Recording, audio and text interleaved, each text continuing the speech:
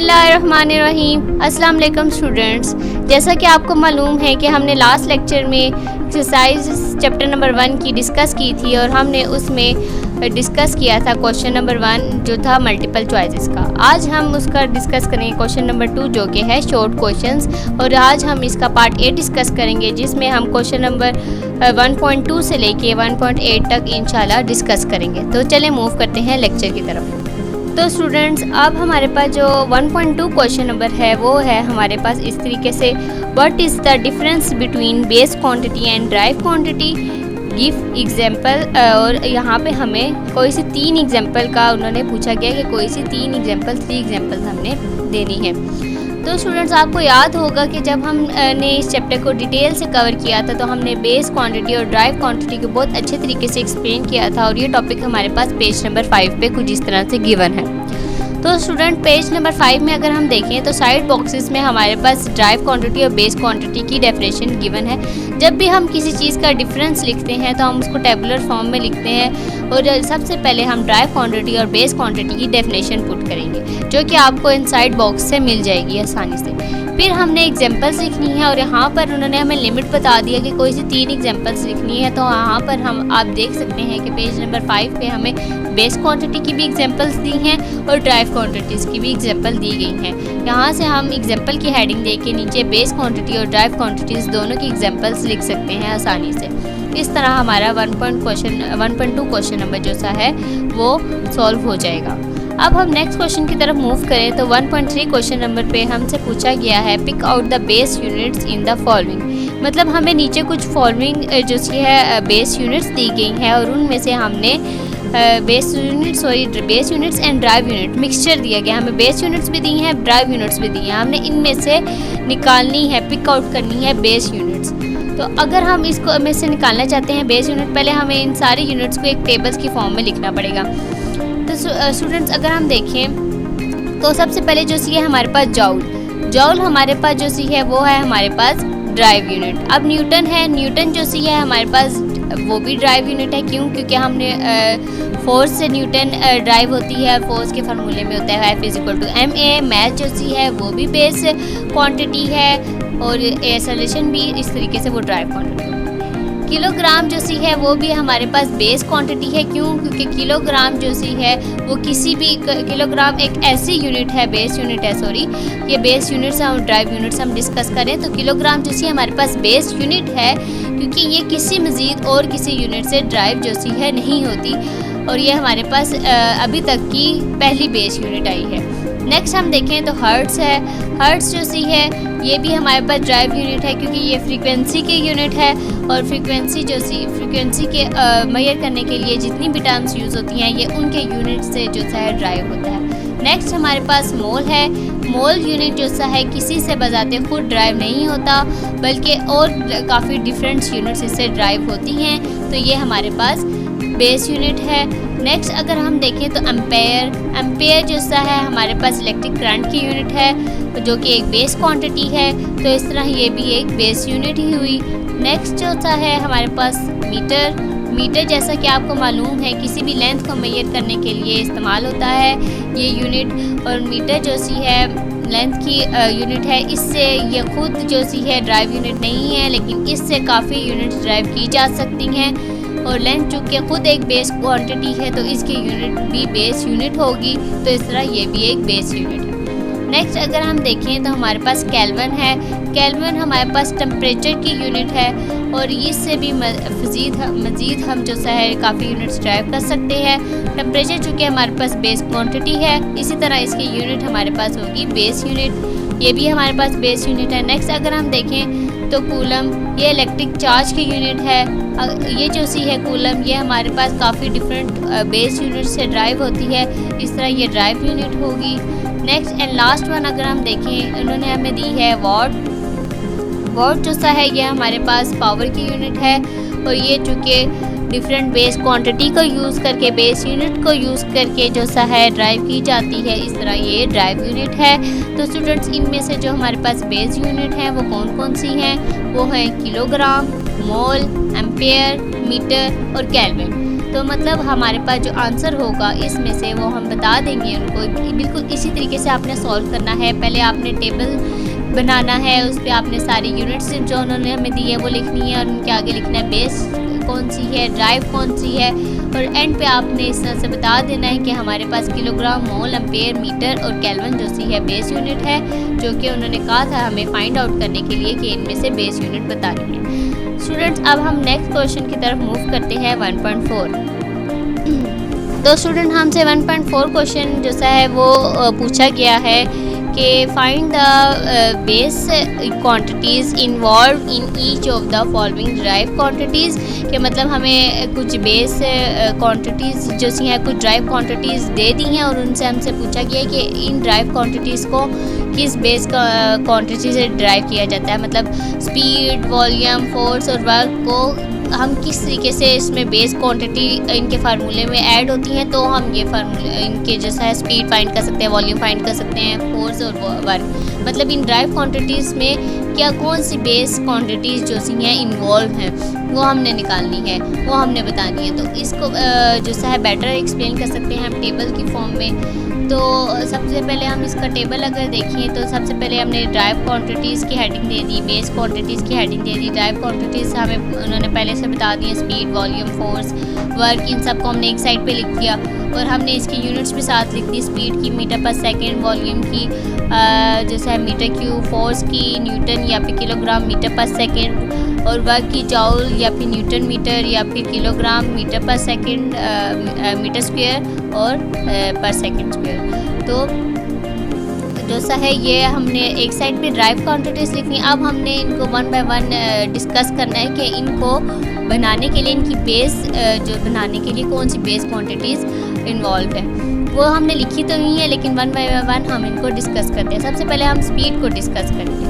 तो स्पीड में हमारे पास कौन कौन सी बेस क्वांटिटीज़ हैं कि स्पीड हमें पता है, स्पीड के फार्मूले में आता है distance multiply by time.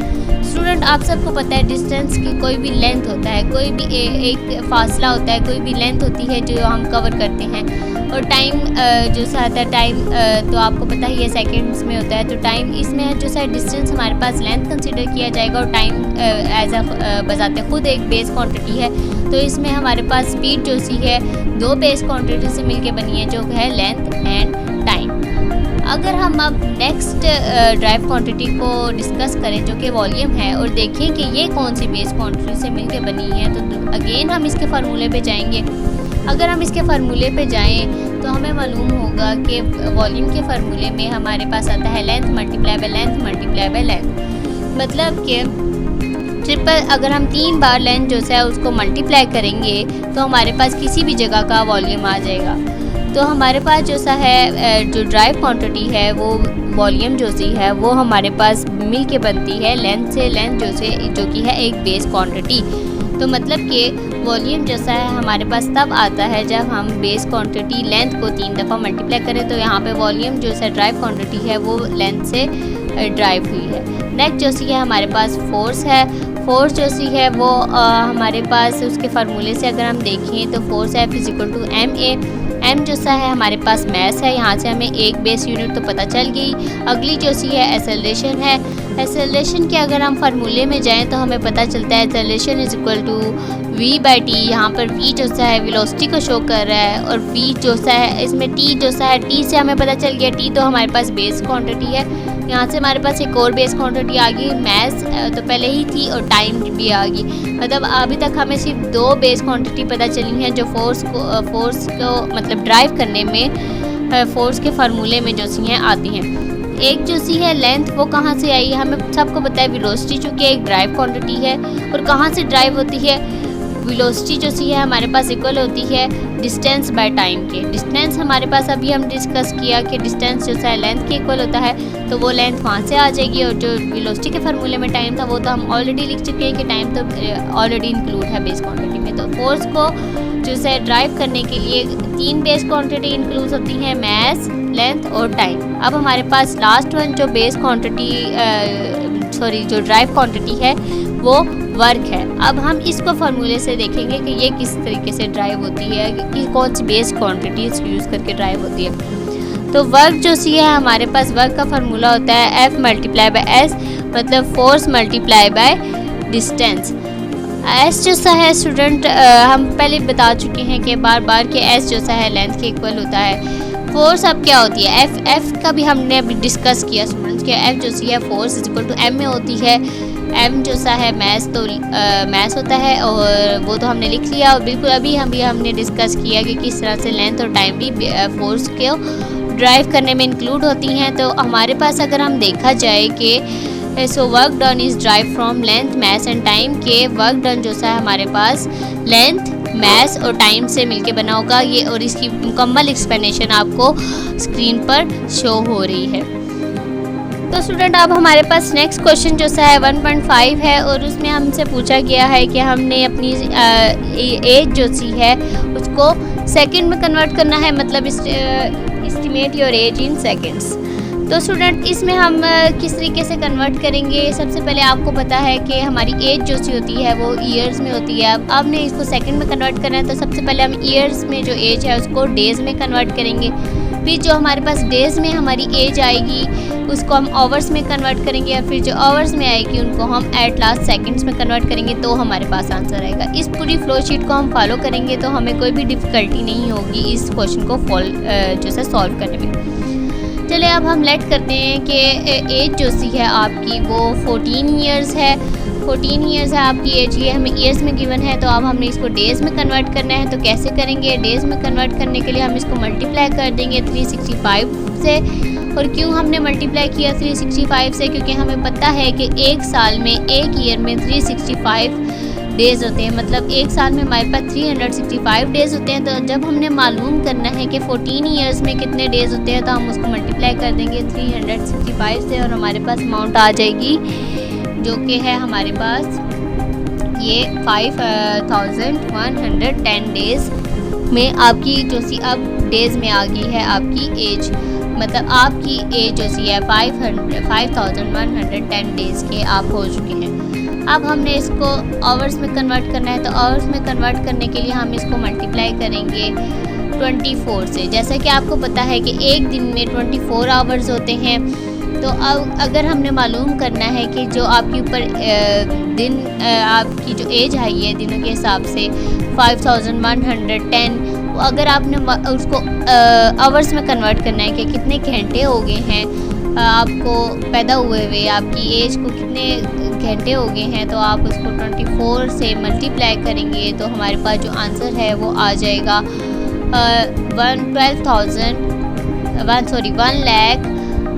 1,22,640 hours. Similarly ये हमारे पास आवर्स में आ गया। तो फ्लो शीट को फॉलो करते हुए अब हम इसको सेकंड्स में कन्वर्ट करेंगे।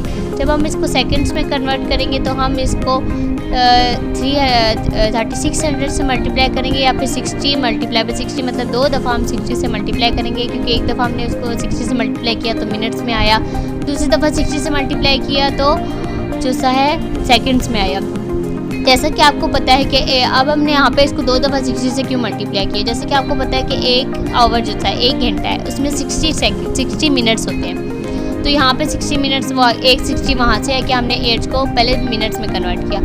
फिर आपने इसको सेकंड्स में कन्वर्ट करने के लिए आपको पता है 1 मिनट में 60 सेकंड्स मज़ीद और होते हैं, तो आपने दूसरा इसको सेकंड में कन्वर्ट करने के लिए 60 इसलिए लगाया कि हमने डायरेक्ट स्टेप किया। 1 बाय 1 भी कर सकते हैं, पहले एक 60 को मल्टीप्लाई करके इसको मिनट में करें, फिर दूसरे 60 को मल्टीप्लाई करके इसको सेकंड में करें।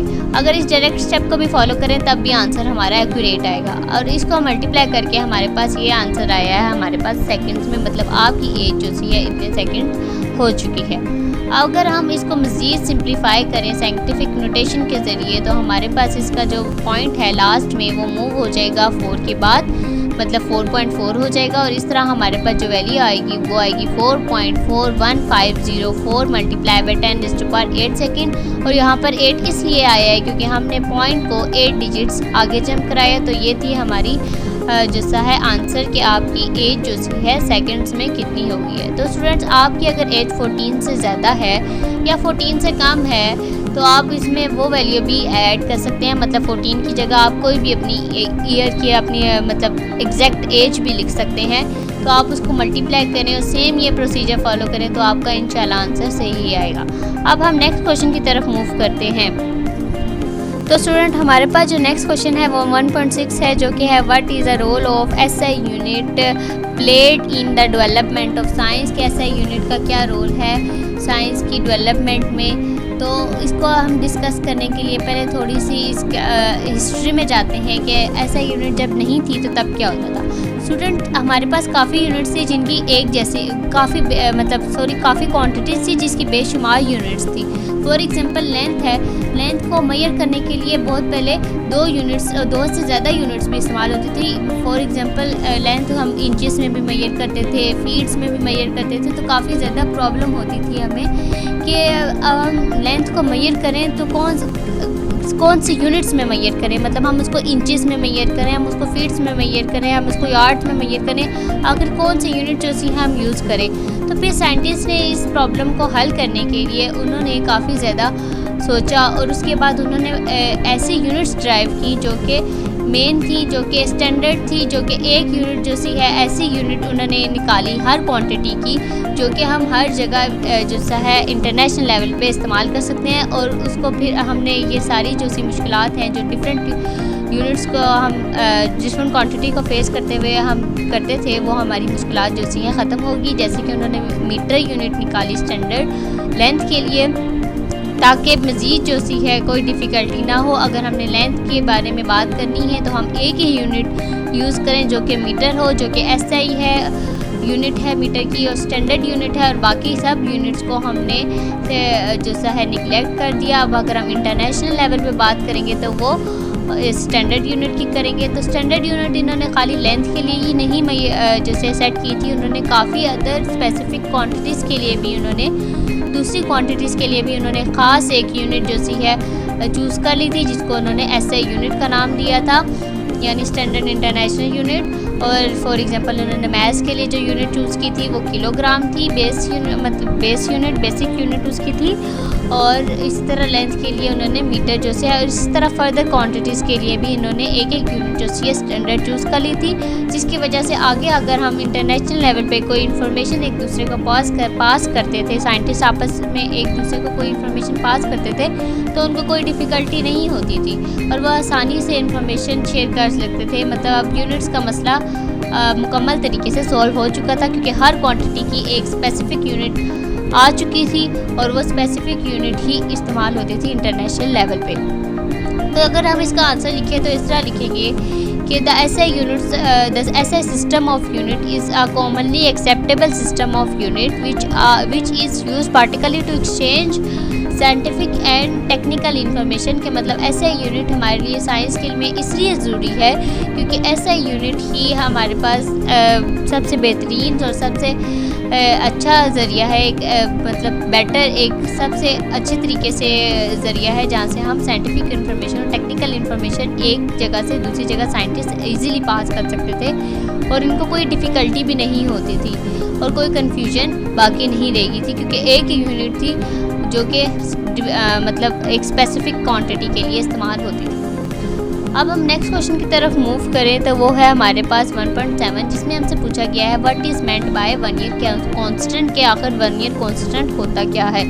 इसका क्वेश्चन हम आंसर यूँ लिखेंगे कि the difference between one main scale division and one year division is called 1 year constant. कि जो हमारे पास डिफरेंस आता है मेन स्केल की एक डिवीजन का और 1 ईयर स्केल की जो एक डिवीजन का, उसको हम 1 ईयर कांस्टेंट कहते हैं। और ये हम बहुत अच्छे तरीके से 1 ईयर कैलिपर के टॉपिक में एक्सप्लेन कर चुके हैं।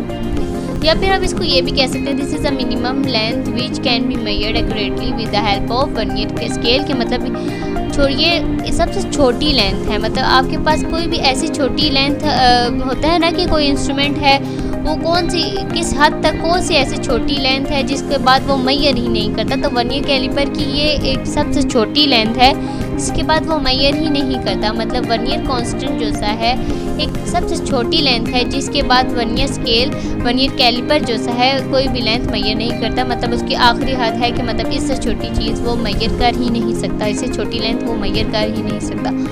इसको हम क्या कहते हैं, इसको हम दूसरे लफ्ज़ों में लीस्ट काउंट भी कहते हैं। जो कि जैसा है हम अच्छे तरीके से वर्नियर कैलिपर के चैप्टर में अच्छे तरीके से उसके फार्मूलाज के साथ हम एक्सप्लेन कर चुके हैं। अब हम नेक्स्ट क्वेश्चन की तरफ मूव करें 1.8। स्टूडेंट हमारे पास जो 1.8 क्वेश्चन है वो ये है कि what do you understand by the zero error of measuring instrument. क्या आपको ज़ीरो एरर से क्या मुराद है, मतलब ज़ीरो एरर होता क्या है किसी मेजरिंग इंस्ट्रूमेंट का। तो इसका आंसर को एक्सप्लेन करने के लिए अगर हम देखें, सबसे पहले अगर हम वर्नियर कैलिपर के ज़ीरो एरर की एग्जांपल लें तो आपको पता है वर्नियर कैलिपर का ज़ीरो कुछ इस तरह से था कि मेन स्केल का ज़ीरो जो है कोइंसाइड नहीं करता था वर्नियर स्केल से। इसी तरह ही स्क्रू गॉज का भी यही जो सा था ज़ीरो एरर था कि उनके ज़ीरो जो से थे सर्कुलर स्केल के और मेन स्केल के ज़ीरो जो से थे वो आपस में मैच नहीं करते थे। तो जब किसी दो स्केल्स के किसी इंस्ट्रूमेंट के ज़ीरो आपस में एक दूसरे के साथ कोइंसाइड ना करे तो वो हमारे पास बेसिकली होता है ज़ीरो एरर। अगर हम इसको रिटन फॉर्म में लिखना चाहें तो हम इसको इस तरीके से लिखेंगे कि the error is in the measuring instrument which can affect the measurement taken by that instrument is zero error. कि कोई भी एरर किसी भी मेजरिंग इंस्ट्रूमेंट में जो कि हमारे पास जो किसी भी आने वाली मेजरमेंट है उसको ख़राब कर देता है। मतलब अगर हमने किसी सिलेंडर का किसी वायर का डायमीटर फाइंड आउट किया है किसी मेजरिंग इंस्ट्रूमेंट से और उसमें ज़ीरो एरर था, तो अब वो हमारी मेजरमेंट जो है ख़राब कर देगा, या तो वो हमें उससे ज़्यादा करके देगा या तो हम उसे कम करके देगा। तो ऐसे एरर को हम कहते हैं ज़ीरो एरर। आगे लिखा है like in a vernier caliper की एग्जांपल हमें दी हुई आगे कि जब हम उसके जाज को क्लोज करते थे तो उसका ज़ीरो जो सा है मेन स्केल का वो वर्नियर स्केल के साथ कंसाइड नहीं करता था। बाज़ वर्नियर कैलिपर की बात हो रही है, ज़रूरी नहीं है कि हर वर्नियर कैलिपर का ज़ीरो जो सा कंसाइड ना करे। ये कुछ वर्नियर कैलिपर की बात हो रही है कि कुछ वर्नियर कैलिपर्स जो से थे हमारे पास ऐसे थे जिनका मेन स्केल का ज़ीरो जो सा है वर्नियर स्केल के ज़ीरो से कंसाइड नहीं हो रहा था।